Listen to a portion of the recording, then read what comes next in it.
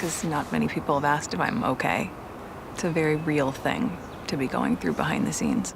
Navigating royal life isn't easy, and these two empowered women are finally speaking up about their complicated relationship. Even though Meghan Markle and Kate Middleton, Duchess of Cambridge, are now on very different trajectories, both women have dealt with the royal family's intense expectations, not to mention relentless paparazzi. While both Meghan and Kate find their ways as mothers, wives, and women, they've also found a way to support each other. Meghan has admitted that, for a time, the pressures of royalty put a strain on the women's relationship.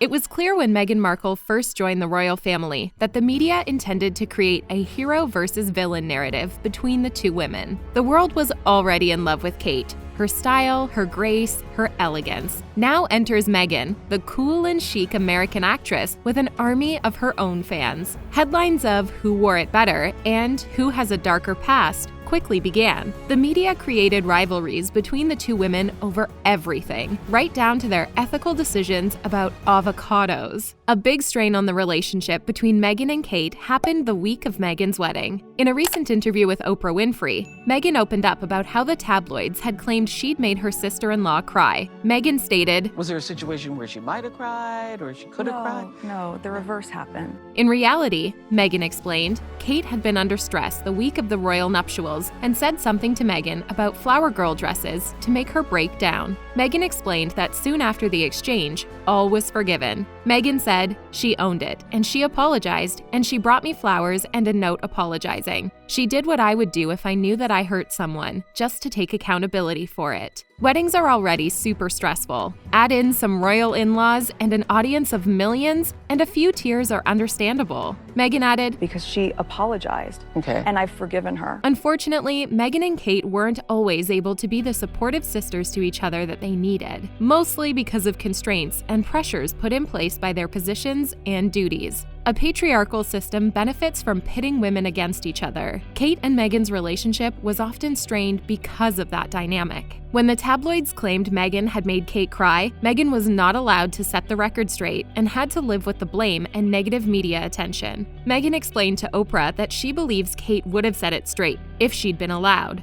A lot of it was fed into by the media. I would hope that she would have wanted that corrected, because she's a good person. A startling portion of Meghan and Harry's recent interview told of Meghan's deep struggles with mental health. Meghan opened up about dark days in her life, sharing that there was a time when she just didn't want to be alive anymore. She added, Clear and real and frightening, constant thought. She also feared for her family's safety. When she asked for support, they dismissed her. Officially, Buckingham Palace advocates for mental health awareness. The Duke and Duchess of Cambridge recently appeared in a campaign for the Shout 85258 mental health hotline.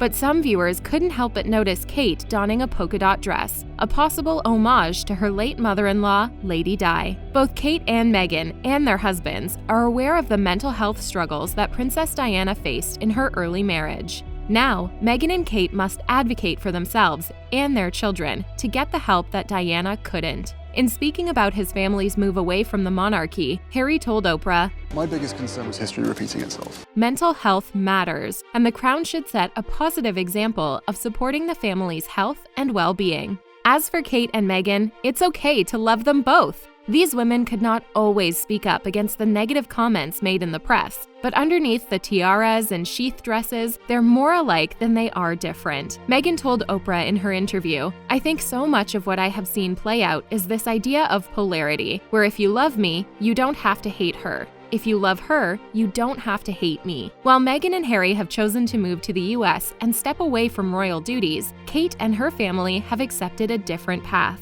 These women handle their circumstances differently. Both are empowered to make those choices for themselves. Royal life isn't a walk in the park, and Kate and Meghan have handled a difficult life with grace and maturity. With so much pressure from the royal family, it's no wonder that Meghan and Kate's relationship was strained from the start. Both women have found a way to reconcile the past, despite harmful press interference and a stressful family atmosphere. Kate and Meghan are both empowered and strong in their own ways, and we hope they will continue to support each other, no matter where life or the crown takes them. Do you think people have to choose between Kate and Meghan? Let us know what you think about these incredible members of the royal family in the comments. Subscribe to The Taco for more inspiring stories of female empowerment.